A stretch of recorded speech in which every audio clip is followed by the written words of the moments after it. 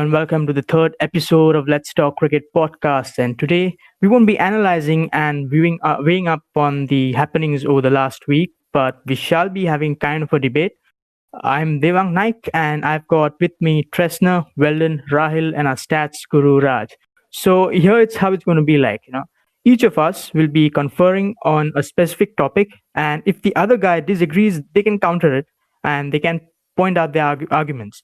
And then at the end of each of us will vote for the most convincing arguments made. Okay, so let's get started with Weldon. What's the topic? So my topic is basically RR and mostly related to their batting order. So as we have seen, RR has been struggling. The main cause of their struggle is more. Everyone can agree with me is their mixing up of the batting order. RR has been mixing their batting order more than a bartender maybe mixes up drinks. Yeah. They have been trying all weird experiments. Like they started off the season with Jaiswal failed. Then we went to Butler and Smith. When Stokes joined RR in UAE, Stokes began to open. That was something completely new. No one ever expected Stokes to open. As we all know, we think of Stokes as that the finisher for a team. He's like England's Hardik Pandya. So I wanted to say that RR screwed up their campaign mostly because of mixing up of their batting order.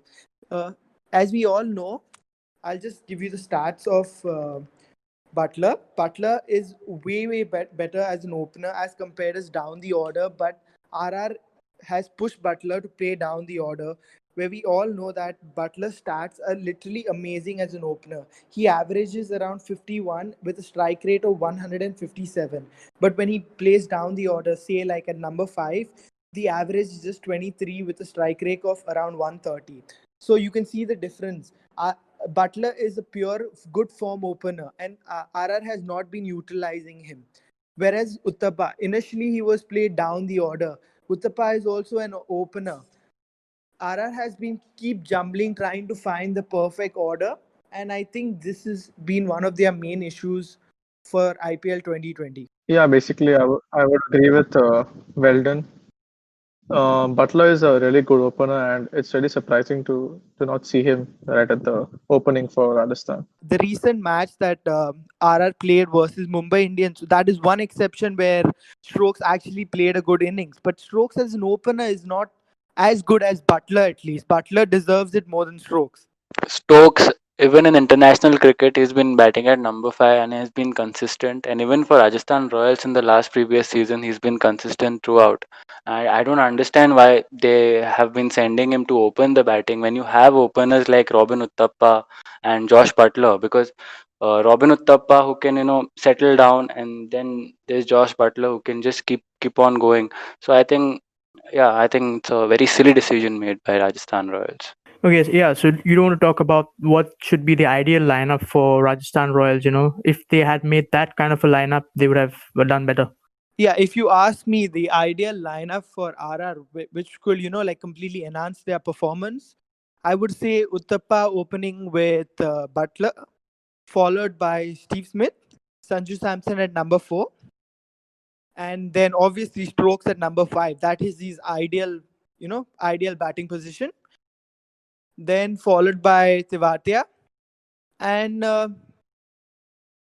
moving ahead to all the bowlers like Jofra Archer, and depending on which bowler is playing. Like if they're playing Tom Curran, then Tom Curran should bat after Jofra Archer, and so on. Yeah, that's fair. And is there anyone who wants to argue with the lineup which Weldon made? There's me. I don't want to argue as such, but I would like to make certain changes to the lineup which he made. So, according to me, Butler should open along with Uthappa. Like everybody said, Stokes did play good one game, but Butler is better suited in the opening slot, and Stokes is better suited in number 5, especially according to how Rajasthan team has been constructed and depending on the players they have. So yeah, openers should be Butler and Uthappa, followed by Samson at number 1. He is very effective number 1 batsman, I would feel, because he has the classic stroke play and he can accelerate as well. Uh, At number two, I would not play Smith. In fact, I would not have him in my playing 11. I would drop him because if you see all the four overseas player, he's been their weakest link, I would say, compared to the other three overseas player. And I don't really see why he is playing. And that spot could be given to another overseas player. So at number four, I would play Rian Parag.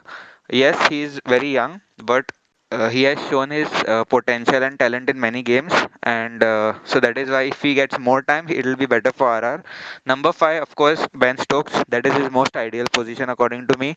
Number six should be either Mahipal Lomror or Manan Vora. It could be either of them. I would prefer Lomror because he has played already and he has played one good innings, followed by Tevatia, and then followed by their tail, which is Jofra. And they could either play Tom Curran for more batting depth, or they could play any other overseas bowler like Ty or Ocean Thomas, followed by uh, Karthik Tyagi and Jofra Archer, I think, and Shreyas Gopal. Yeah, so that would be my 11. Yeah, so dropping Smith was a bit interesting. Okay, so let's now move on to the next person, Tresna, who's going to give us his argument. So, Tresna, what's the topic? Well, no surprises here. My topic is on RCB, and it is, should RCB continue to bat slow in the middle overs against spin and save their wickets, or should they just go for it? Now, I know Virat and AB are a bit weak against leg spin, and they're being very cautious to prevent a collapse, and because they also want to face the final 5 overs and maximize it. But this play has proven too costly for the Royal Challengers, and they have lost 2 matches because of it.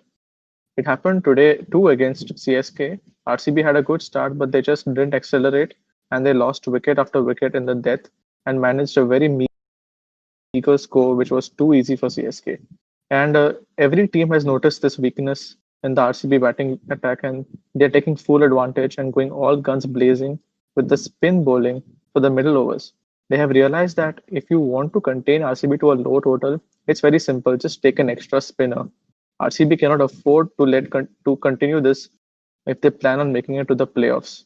They have to somehow counter the spin, show some intent against the spinner so that teams do not resort to this tactic against them. Yeah, fair enough. When you want to keep the RCB top orders quiet, you need to play as many spinners as you can think of. So, does anyone want to counter this? Not counter as such, but I would only add to it saying, yes, what he said is totally correct that they should accelerate in middle order. And I feel Virat Kohli doesn't accelerate because he feels his wicket is important. Now, I am not sure if that is the right way to go about a T20 match, but even if that is the case, then they should not play AB de Villiers and Virat Kohli together. I feel at least in the first 10 to 12 overs, say, because then they would end up just taking singles and both keeping their wickets. So rather than that, as fall in the game against CSK, they had Moeen Ali, who has great stats against spinners and who is a great spin hitter. They could bring someone like him, or they could adopt a similar approach which they did against Punjab. However, it failed, and I think they faced a lot of criticism, so they would be a little apprehensive to try it again. But however, I feel that is the right approach to go about delaying AB de Villiers to maybe 12 to 14 overs.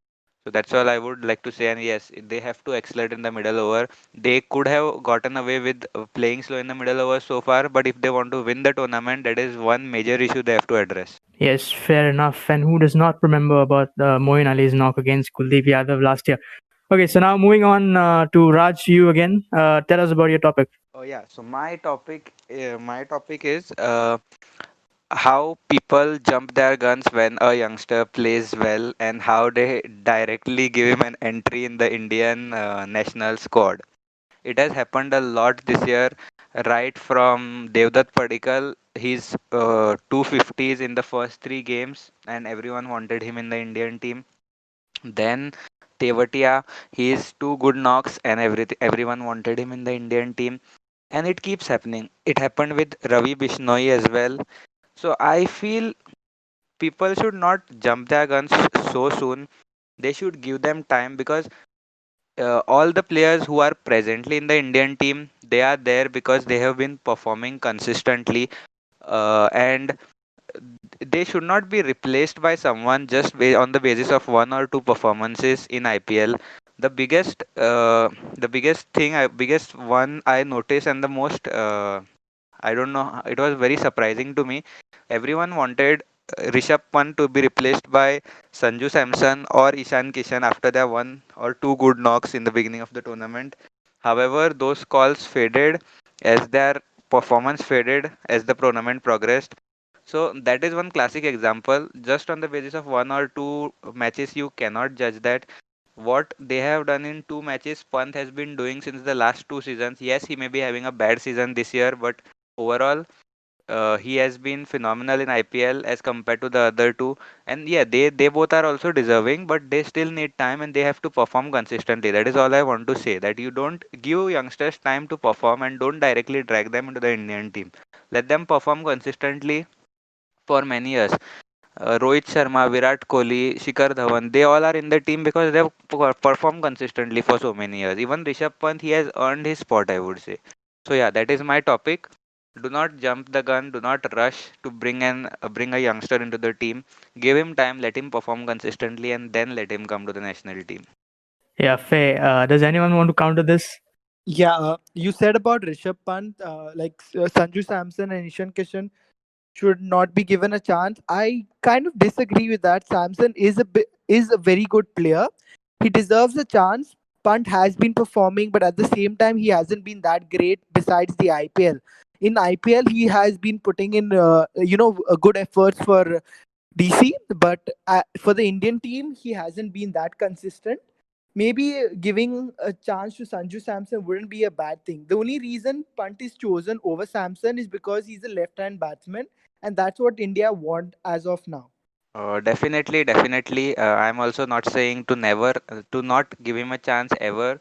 I'm just saying, just let us wait for a few more matches. Let us wait for a few more consistent performances from him, and then let us give him an opportunity. But yeah, I respect your views also, and I respect your opinion. I think right now, someone who can make his, I mean, who can get a chance in the Indian team is someone like Tewatia, an all rounder.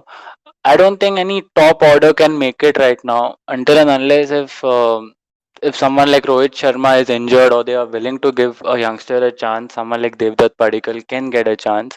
But if uh, if a all rounder like Hardik Pandya emerges, I think he can directly get a chance. No one else. That's what I feel. Yeah, but youngsters can be given a chance against some of the smaller teams. I'm not going to name any of the smaller teams, but yeah, maybe a smaller team or a less important tournament or so. Youngsters can be given a chance. That's how they're going to improve. That's how they're going to get. They're going to learn how to perform in the international level as well. Okay, so now let's quickly move on to the next topic. So, Rahil, say what you want to say. And so my topic is who's going to choke at the playoffs. So what I feel is Mumbai seem pretty confident. The Delhi Capital looks very decent this tournament, and they have been very sincere. What and the number four, I mean the fourth team has not been decided as yet. Tomorrow it will be decided whether it's KKR or Kings 11 Punjab. But I'm assuming KKR will qualify.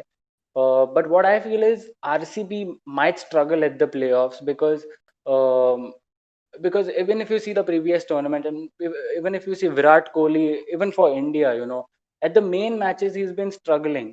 Something like World Cup final or World Cup semi final, he's been struggling a lot.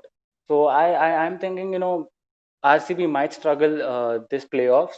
And talking about KKR, if they qualify and if they win the first qualifier, they will be very strong. Otherwise, I don't think because KKR are concerned about their batting. I mean, their balance in their batting. I mean, their batting. So I personally feel it's either going to be KKR or RCB who's going to struggle in the playoff. Okay, so KKR and RCB, he says, are going to be the chokers in the playoffs. So, does anyone want to argue about this? So I don't want to disagree with the names, but I want to disagree with the reason. I would say Virat Kohli, yes, he has not performed for a few knockouts in the ODI format, I would say.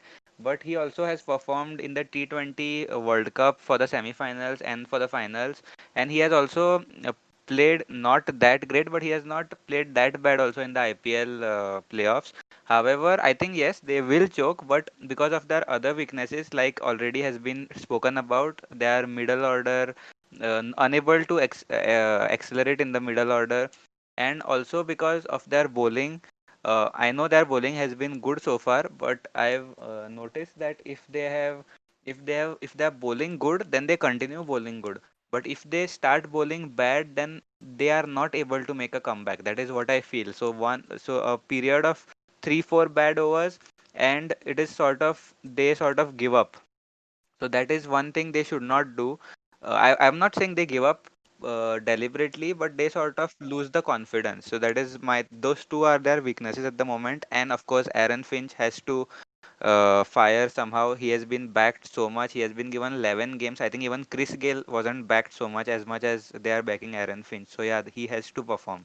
He's been their weak link and he's occupying an overseas spot.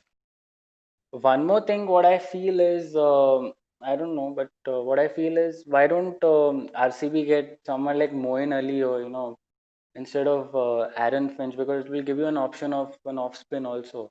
That's what I feel, because Aaron Finch hasn't been performing and hasn't been consistent in the IPL. If you see, hasn't been scoring big. So I think Moeen Ali can be an ideal spot. Yeah, see, that's what they did this match. They removed Udana and they put Moeen Ali inside. Not a special performance from him, but then it wasn't a good team performance either. And yeah, about what Raj said earlier, I agree with him. Virat likes a good chase. He likes a good competition. So we can't really rule him out as a player who doesn't play well on the big stage. He's right there at the top, and we never know when his day will come. Okay, so you said KKR and RCB might choke, but that statement is maybe a little bit too. I don't know what to say, because cricket is a very unpredictable sport. Any team can defeat any other team on any given day. It's very unpredictable. This might be their game. This might be their year. You never know. Any team can shine. Like as you can see, we thought Punjab couldn't make it to the playoffs, but as of now, they still have a chance. Everyone, CSK is the team that qualifies every year to the playoffs. This year, they didn't make it. So cricket's very unpredictable. Things don't go the way they always the way it happened does not need to happen again. Yeah, we're seeing it happen again. Like the top three teams are losing, and the bottom teams are the ones that have defeated them. So, anything can happen. Exactly, right? So saying any team's a choker for the playoffs is, I don't think, the right thing to be said right now, at least. Maybe if they do choke, then we can, say, okay, they choked in this season again. Okay, so talking about unpredictability, my topic is Maxwell does not deserve the number of chances he's getting. So he has played with immaturity this season, and he's a batsman who's never consistent, And because of his own approach, he's not cemented as at one batting position. He'll come at four, sometimes even five or even six. He's not anchoring the team, nor is he finishing for Punjab, and he gets out on ridiculous shots where it's really unnecessary. The his shot selections, and I feel he's one of the batsmen to be blamed for Punjab losing matches where they could easily chase a score.